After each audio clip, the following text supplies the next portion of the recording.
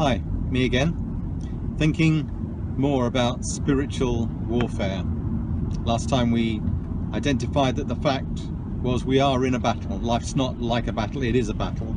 It's the whole context of the Christian faith. And that God wants to teach us how to wage war, particularly those who've not really experienced that or have never been raised in their leadership to handle spiritual battles and to stand firm, as Paul says, against the schemes of the enemy.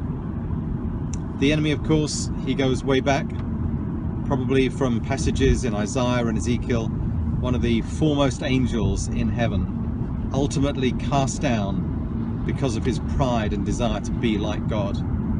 No surprise that his temptation for Adam and Eve was along similar lines, to know the difference between good and evil, to be able to make his own decisions, to have that independence from God.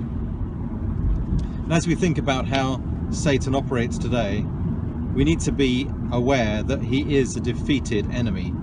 He still prowls around like a roaring lion, seeking whom he may devour, Scripture says. But we do know that he is defeated. We know that from Hebrews 2, that it says that Jesus, through his death, rendered powerless him who had the power of death, that's the devil. And from Colossians 2, we know that through his death he disarmed the rulers and authorities, making a public display of them, having triumphed over them through the cross. So we're not in any concern about the ultimate end of Satan when he gets disposed of in the lake of fire. We know he's a bit like a toothless lion now, roaring around, but he can inflict damage and he can take us captive, and we do need to be on the alert. There's kind of everyday battles, and there's the rather extraordinary battles that we face. The everyday stuff is things like temptation. We know that from 1 Thessalonians he's called the tempter. We know he's also the accuser from Revelation 12. We know he's the father of lies and the deceiver from Revelation 12 as well. And ultimately we know his desire from John 10 is to steal, to kill, and to destroy. And we have to learn how to resist temptation. We have to learn how to renounce accusation. We have to learn how to stand against his lies and his deceits. And we have to learn to rebuke him when he comes as a devourer.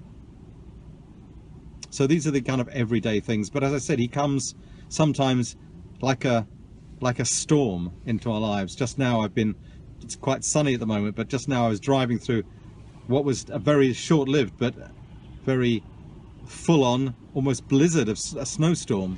Came out of nowhere and disappeared again. Sometimes the enemy is like that. He comes out of nowhere when we're least expecting him. So we do need to be on the alert, as the Scripture tells us. We do need to know how to stand firm. We do need to know how to be clothed with the armor of God. And we need to know how to wage war, both defensively and offensively. And we'll look a little bit more at that next time we hook up. So keep thinking, keep praying, keep asking God for his protection, and keep asking God that you might be able to fight and win the battles that come your way.